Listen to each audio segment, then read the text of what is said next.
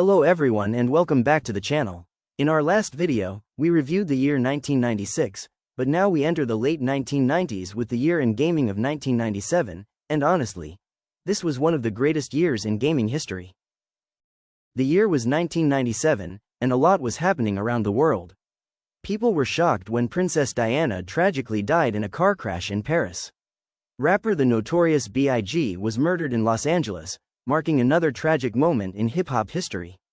The United Kingdom officially handed Hong Kong back over to China, and author J.K. Rowling released the very first Harry Potter novel, starting a worldwide phenomenon. At the box office, one of the biggest movies ever made arrived in theaters, Titanic. Meanwhile, George Lucas re-released the original Star Wars trilogy as the special editions to celebrate the franchise's 20th anniversary. Other huge films included Men in Black, The Lost World, Jurassic Park, The Fifth Element, and Batman and Robin.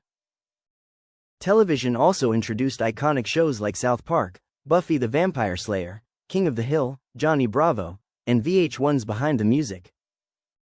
Music in 1997 was everywhere. Songs like Don't Speak by No Doubt, I'll Be Missing You by Puff Daddy and Faith Evans, Barbie Girl by Aqua, Bop by Hanson, and The Beautiful People by Marilyn Manson dominated radio stations and MTV.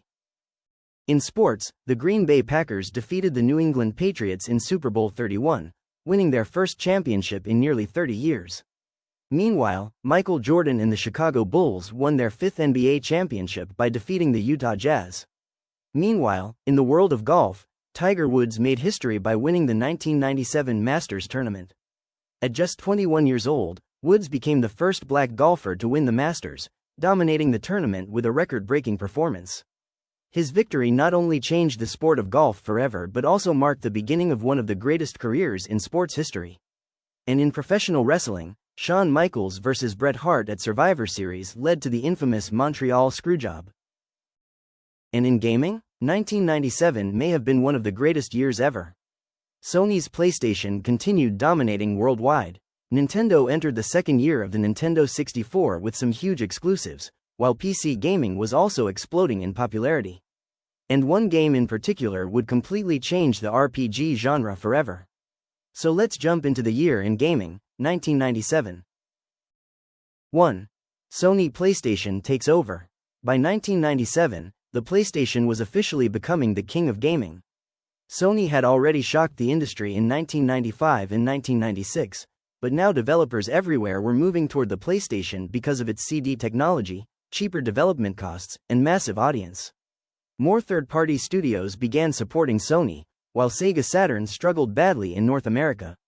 The PlayStation was becoming known for mature games, cinematic storytelling, RPGs, survival horror titles, racing games, and 3D action games. Sony's marketing also appealed to teenagers and young adults, helping gaming feel cooler and more mainstream than ever before. Meanwhile, Nintendo still had strong first-party titles on the Nintendo 64, but gamers were beginning to notice one major issue: a lack of third-party support because Nintendo stayed with cartridges while everyone else moved to CDs. And that decision would soon cost Nintendo one of the biggest games ever made. 2. Final Fantasy VII changes gaming forever. One of the biggest moments in gaming history happened in 1997 with the release of Final Fantasy VII. Originally planned for Nintendo platforms, Squaresoft decided to move the game to the PlayStation because cartridges simply could not hold the massive amount of content the developers wanted. Using CDs allowed the game to feature full-motion video cutscenes, massive worlds, cinematic storytelling, and incredible music. When Final Fantasy VII released, it became a worldwide phenomenon. Gamers were introduced to characters like Cloud Strife, Aerith, Tifa, and Sephiroth. The game's emotional storytelling, huge world, and epic presentation made JRPGs mainstream in North America for the very first time. And one shocking moment involving Aerith became one of the most talked about scenes in gaming history. Final Fantasy VII didn't just become one of the greatest RPGs ever made, it helped push the PlayStation even further ahead of the competition. 3. Nintendo strikes back with Star Fox 64. Even though Sony dominated 1997, Nintendo still had major hits of their own. One of the biggest Nintendo 64 games released that year was Star Fox 64. The game featured impressive 3D graphics, intense space battles, branching paths, multiplayer combat, and memorable voice acting. But what really made Star Fox 64 stand out was the brand new Rumble Pak accessory. For many gamers, this was the first time they ever felt vibration feedback in a controller, making explosions and gameplay feel more immersive than ever before. Fox McCloud and the Star Fox team became icons of the Nintendo 64 era, and the game is still considered one of Nintendo's greatest shooters ever made. 4. GoldenEye 007 revolutionizes console shooters. Before 1997, first-person shooters were mostly associated with PC gaming. But then Rare released GoldenEye 007 on the Nintendo 64, based on the James Bond film GoldenEye.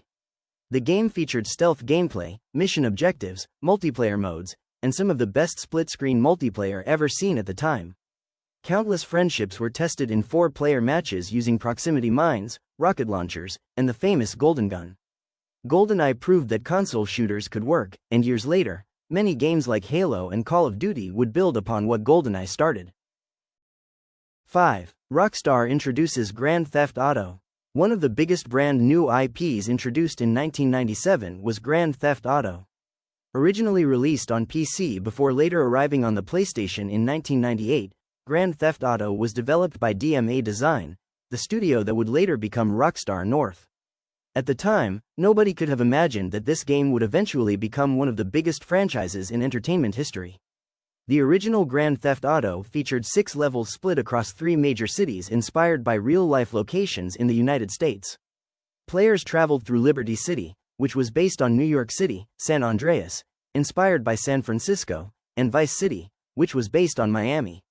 Unlike later entries in the franchise, the game used a top-down camera perspective, but even then, players could already see the foundation of what the series would eventually become. The gameplay focused on stealing cars, completing missions for criminals, causing chaos, evading police, and exploring open-ended city environments. At the time, the game was controversial because of its violence and criminal themes, but that controversy actually helped the game gain attention. One interesting fact is that the game's controversial reputation became part of its marketing. Stories about politicians and media outlets criticizing violent video games were becoming more common in the late 1990s, and Grand Theft Auto quickly became one of the games people talked about the most. While the original game sold well and became a cult hit, nobody knew this was only the beginning. In the years ahead, Grand Theft Auto would evolve into one of the most successful gaming franchises ever created, eventually leading to massive titles like Grand Theft Auto 3, Grand Theft Auto, Vice City, Grand Theft Auto, San Andreas, and eventually Grand Theft Auto 5. But it all started back in 1997 with one small but groundbreaking game called Grand Theft Auto. 6. The beginning of the Fallout series. Another major franchise that made its debut in 1997 was Fallout. Released for PC by Interplay Productions, Fallout introduced players to a dark post-apocalyptic world inspired by 1950s American culture, science fiction films, and nuclear paranoia from the Cold War era. The game took place in a future devastated by nuclear war, where survivors lived inside underground shelters known as vaults. Players took control of the Vault Dweller, who leaves Vault 13 in search of a replacement water chip to save their people. But once players entered the wasteland, they discovered a dangerous world filled with raiders, mutants, gangs, mercenaries, and struggling human settlements trying to survive after the apocalypse. What made Fallout stand out was its deep RPG mechanics and player freedom. Gamers could create their own character, make moral choices, join different factions, and solve situations through combat, speech, stealth, or intelligence. The game also featured dark humor, memorable dialogue, and mature storytelling that helped separate it from many other RPGs at the time. Fallout used an isometric viewpoint and turn-based combat system, but the atmosphere and world building became the true stars of the game. The retro-futuristic setting mixed old-school 1950s American aesthetics with futuristic technology, creating one of the most unique worlds in gaming. While Fallout was not a massive mainstream hit at first, it quickly became a cult classic among PC gamers and RPG fans. Over time, the franchise would grow into one of gaming's biggest RPG series, eventually leading to titles like Fallout 2, Fallout 3, Fallout, New Vegas, and Fallout 4. 1997 introduced gamers to the wasteland for the very first time, and the Fallout series would eventually become one of the most beloved RPG franchises ever created. 7. Gran Turismo begins a new racing franchise for PlayStation. In late 1997, Sony released a racing game that would completely change the genre forever, Gran Turismo. Developed by Polyphony Digital and released for the PlayStation, Gran Turismo was unlike most racing games at the time. Instead of focusing on arcade-style gameplay, explosions, or over-the-top action, Gran Turismo focused on realism. The game featured realistic driving physics, detailed car models, real-world inspired tracks, and a huge selection of licensed vehicles. Players could earn credits, buy cars, upgrade parts, and compete in different racing events to unlock even more vehicles. For many gamers, this was the first true driving simulator experience on a home console. At the time, most racing games were fast arcade racers like Cruise in USA or Daytona USA, but Gran Turismo introduced a more serious and authentic style of racing that appealed to both gamers and car enthusiasts. The graphics were also considered incredible for 1997. The PlayStation hardware pushed realistic-looking cars and smooth gameplay that amazed many players at the time. Combined with its replay value and massive amount of content, Gran Turismo quickly became one of the PlayStation's biggest hits. The success of Gran Turismo helped Sony strengthen its dominance in gaming during the late 1990s, and the franchise would go on to become one of the best-selling racing series ever made. Sequels like Gran Turismo 2 and later entries on PlayStation 2, PlayStation 3, and beyond would continue pushing racing simulation games to new heights. 1997 proved that racing games could be more than just arcade fun. They could feel realistic, immersive, and almost like driving real cars. 8. The decline of the Sega Saturn. Unfortunately for Sega, 1997 marked the beginning of the end for the Sega Saturn in North America. Just 1 year earlier, Sega had been one of the biggest names in gaming thanks to the success of the Genesis during the 16-bit era. But by 1997, the Saturn had fallen far behind both Sony's PlayStation and Nintendo's Nintendo 64, placing the console in a distant third place in the console wars. One major problem was the Saturn's complicated hardware. While the system could produce impressive 2D graphics, many developers struggled to fully utilize the console for 3D gaming. Meanwhile, the PlayStation was easier to develop for, cheaper, and had much stronger third-party support. Sega also faced problems because of the Saturn's surprise early launch back in 1995, which hurt relationships with retailers and confused many consumers. By 1997, Sony had already taken over the market, and Nintendo still had strong first-party franchises keeping the Nintendo 64 alive. In an attempt to compete, Sega dropped the Saturn's price to $149.99, matching the price of the original PlayStation. But unfortunately, it was already too late. Many gamers and developers had already moved on to Sony's console. Even though the Saturn still had some great games like Nights into Dreams, Panzer Dragoon Saga, and Virtua Fighter 2, the system could not recover in North America. By the end of 1997, Sega had slowly begun ending support for the Saturn, and the console was eventually discontinued in several markets shortly afterward. It was a shocking fall for a company that had once challenged Nintendo at the top of the gaming industry during the early 1990s. But Sega was not ready to give up just yet. Behind the scenes, Sega was already developing a brand new console known as the Dreamcast, which would release 2 years later and attempt to bring Sega back into the console war once again. Still, 1997 represented the decline of Sega's dominance in gaming, as Sony officially took control of the industry heading into the late 1990s. 9. Mortal Kombat hits an all-time low. Even though 1997 was an incredible year for gaming, not every franchise had a successful year. One major series that struggled badly in 1997 was Mortal Kombat 4 and the entire Mortal Kombat franchise itself. During the early 1990s, Mortal Kombat was one of the hottest fighting game franchises in the world. The series became famous for its violent gameplay, digitized actors, and over-the-top fatalities. But by 1997, fighting games were changing rapidly. Games like Tekken 3 and Virtua Fighter 2 had pushed the genre toward full 3D gameplay, and Midway wanted Mortal Kombat to evolve as well. So in 1997, Mortal Kombat 4 arrived in arcades and introduced 3D graphics and weapon-based combat. The game still kept some of the classic Mortal Kombat gameplay style, but many fans and critics felt the transition to 3D did not work as well compared to its competitors. The gameplay felt awkward at times, and visually it could not match the polish of games like Tekken. At the same time, arcades themselves were beginning to decline in popularity as more gamers were playing on home consoles like the PlayStation and Nintendo 64. The fighting game genre was becoming more competitive, and Mortal Kombat was starting to lose momentum. But things became even worse for the franchise later that same year. In 1997, the sequel to the 1995 live-action Mortal Kombat movie was released, Mortal Kombat: Annihilation.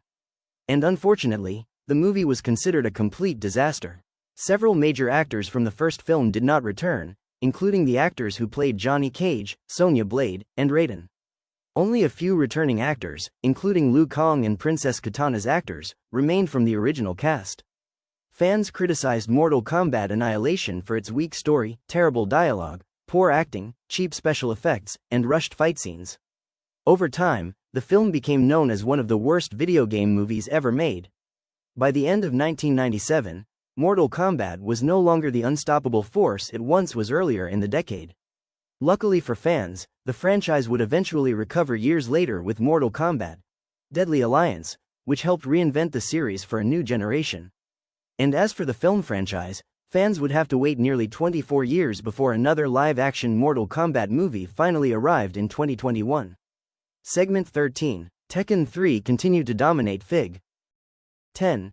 Diablo brings dark fantasy to PC gaming. Another game that became a huge hit in 1997 was Diablo by Blizzard Entertainment. While the game originally released at the very end of 1996, Diablo became massively popular throughout 1997 and quickly turned into one of the biggest PC games of the late 1990s. Set in the dark town of Tristram, players explored dangerous dungeons beneath an old cathedral while battling monsters, demons, skeletons, and eventually the Lord of Terror himself, Diablo. The game featured 3 playable classes, the warrior, rogue, and sorcerer, each with their own strengths and abilities. What made Diablo stand out was its addictive gameplay loop. Players would constantly fight enemies, collect gold, discover rare weapons and armor, and level up their characters while exploring randomly generated dungeons. Every playthrough felt different, which kept players coming back over and over again. The game also became one of the early pioneers of online multiplayer gaming through Blizzard's Battle.net service. For many gamers in the late 1990s, Diablo was one of the first online PC experiences where they teamed up with friends or strangers over the internet to battle through dungeons together. Its gothic atmosphere, creepy soundtrack, and dark fantasy world helped make Diablo one of the most memorable PC games of its era. It also helped popularize the action RPG genre and inspired countless future games. Diablo's success would eventually lead to sequels like Diablo 2, which became one of the most legendary PC games ever made, and years later the franchise would continue with Diablo 3 and Diablo IV. By 1997, Diablo had already proven that PC gaming was becoming bigger, darker, and more connected online than ever before. 11. Castlevania: Symphony of the Night proves 2D gaming isn't dead. By 1997, the video game industry was rapidly moving toward 3D graphics. With the success of the PlayStation, Nintendo 64, and arcade games like Tekken 3, many gamers believed that 2D gaming was becoming a thing of the past. But Konami proved everyone wrong with the release of Castlevania: Symphony of the Night. Released for the PlayStation in 1997, and later for the Sega Saturn in Japan, Castlevania: Symphony of the Night showed that a 2D game could still compete with the biggest 3D titles of its era. The Saturn version included a few exclusive features, but it was released only in Japan, making the PlayStation version the one most gamers around the world experienced. The game serves as a direct sequel to Castlevania: Rondo of Blood, following Dracula's Dampier's son, Alucard, as he explores Dracula's castle to uncover why it has mysteriously returned. Unlike earlier Castlevania games, Symphony of the Night introduced a massive interconnected world filled with exploration, RPG-style leveling, hidden secrets, powerful weapons, and multiple endings. Players could explore the castle at their own pace instead of simply progressing through linear stages, creating a completely new style of gameplay. Although the game had modest sales when it first launched, critics praised its gameplay, music, graphics, and level design. Over time, it became a sleeper hit and developed a passionate fanbase.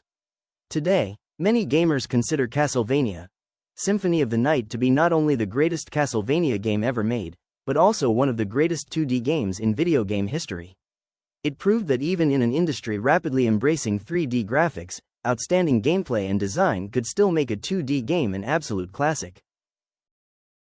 12. Lara Croft returns in Tomb Raider 2. By 1997, one of gaming's newest icons had officially become a worldwide superstar, Lara Croft. Following the massive success of the original Tomb Raider, developer Core Design released Tomb Raider 2 for PC and the PlayStation. The sequel expanded everything fans loved about the first game. Players once again took control of Lara Croft as she traveled across the world searching for the legendary Dagger of Xi'an, exploring dangerous tombs, ancient ruins, underwater areas, and even modern cities filled with enemies and traps. Tomb Raider 2 featured bigger levels, improved graphics, more action-oriented gameplay, and new weapons. Lara could now use vehicles like boats and snowmobiles, adding even more variety to the adventure. The game mixed puzzle-solving, platforming, exploration, and combat into one cinematic experience that stood out during the rise of 3D gaming. By 1997, Lara Croft had become more than just a video game character. She had become a pop culture icon. She appeared on magazine covers, commercials, and television advertisements, and many people considered her one of the first major female superstars in gaming history. The success of Tomb Raider 2 also helped strengthen the PlayStation's popularity even further, as the franchise became heavily associated with Sony during the late 1990s. At a time when cinematic action-adventure games were still evolving, Tomb Raider 2 proved that Lara Croft was here to stay, and the franchise quickly became one of the biggest names in gaming during the late 1990s. 13. WCW vs. NWO World Tour brings the Monday Night Wars to gaming. In 1997, professional wrestling was hotter than ever. World Championship Wrestling was defeating the World Wrestling Federation in the Monday night ratings thanks to the popularity of the New World Order, or the NWO, the rise of the Dark Crow version of Sting, and one of the greatest cruiserweight divisions in wrestling history. That rivalry didn't just stay on television, it also made its way into video games. Released exclusively for the Nintendo 64, WCW vs. NWO World Tour quickly became one of the biggest wrestling games of its time. Developed by Aki Corporation, the game featured smooth gameplay, intuitive controls, and multiplayer action that kept fans coming back for more. Players could step into the ring as many of WCW's biggest stars, including Sting, Lex Luger, Ric Flair, The Giant, Diamond Dallas Page, and Eddie Guerrero. Fans could also play as members of the NWO, including Hollywood Hulk Hogan, Scott Hall, Kevin Nash, Randy Savage, and several other wrestling superstars. Unlike many wrestling games before it, WCW vs. NWO World Tour focused on fun, fast-paced gameplay rather than flashy presentation, making it an instant hit with wrestling fans. The game's success helped establish the Nintendo 64 as the home of professional wrestling games during the late 1990s. It also laid the foundation for future classics like WCW, NWO Revenge, WWF WrestleMania 2000, and WWF No Mercy, which many fans still consider some of the greatest wrestling games ever made. Just as WCW was dominating the Monday Night Wars on television in 1997, WCW vs. NWO World Tour proved that WCW was winning in the video game world as well. 14. E3 moves to Atlanta. By the late 1990s, Electronic Entertainment Expo, better known as E3, had already become the biggest gaming event in the world. For its first 2 years, E3 was held in Los Angeles, California, which made sense because many major gaming publishers and developers were located on the West Coast. Companies like Sony, Sega, Nintendo, and many third-party studios were much closer to California, making Los Angeles the perfect location for the growing event. But in 1997, things changed. The Los Angeles Convention Center was undergoing major renovations and construction work, forcing E3 to temporarily move to a completely different part of the United States. As a result, the event relocated to Atlanta, Georgia, bringing the gaming convention to the East Coast for the first time. E3 1997 was held inside the Georgia Dome, which at the time was home to the Atlanta Falcons of the NFL.